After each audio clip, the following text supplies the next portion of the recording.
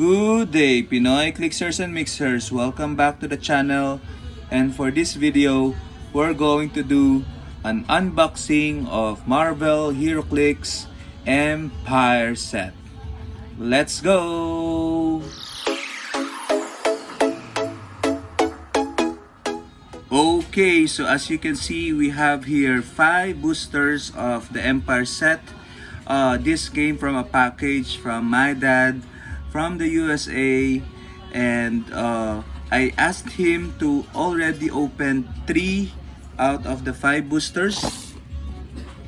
Let's see what the 3 boosters have that are already open. Okay, I already know, but I just wanted to share with you guys. On the first booster, we have the super rare Mr. Fantastic, the rare Scarlet Witch, which is a very useful character, Loki, Invincible Woman, and Human Torch. For the second booster, that's already been pre-opened, we have the rare Madame Hydra, Rocket Raccoon, Wiccan, Invincible Woman, and Marvel Girl, or Jean Grey. And then the third one, we have here the super rare Ultron, okay, Ting, Rocket Raccoon, Jean Grey, and a Kree Soldier. So already great pulls, 2 super rare from out of the 3 boosters. But we're here to open the 2 sealed boxes. So I'm quite excited, okay, because there's a chance that we pull a chase, hopefully. Let's see. This is booster number 1. Okay, so I usually get my Empyre from abroad because it's quite hard to get by this booster here in the Philippines. And since my dad is abroad, I would just get it online and then have it delivered to him. And then when he sends us a package, the boosters and the figures I got will just be included in the package. Free shipping, care of the dad. Okay, so again, let me just untape the 2 boosters.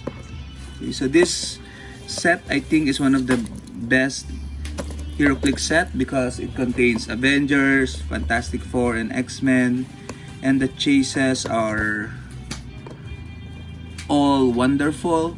Okay, so in terms of use and sculpt, okay, for example, we have the Venom Wolverine, so I'm hoping to get a hold of that, or even the Venom Magneto. And of course, who doesn't like that sculpt for Thor? Okay, let's go with this one first. Okay, let's see what we have for booster number 1.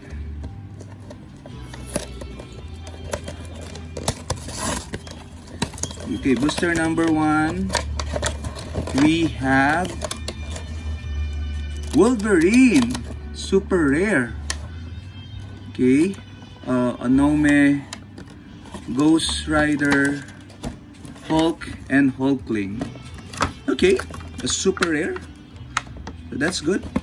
We already have this Wolverine, but we can definitely trade and or sell this figure. And then the last one that we have, let's see, crossing our fingers that this is we get something we don't have yet. Booster number 2 is Skrull Spy. Good. Rocket Raccoon, She-Hulk. Ooh, we have a super rare once again, the infamous Iron Man. Okay, so we got 2 super rares. Always good, 2 out of 2 super rares. Yeah, we don't need the Doom because we're not a big Doom fan, but this can be for sale or trade as well for X-Men figures. Thank you very much for watching, guys. This is a quick unboxing video. Keep safe always. Until the next one. Bye-bye.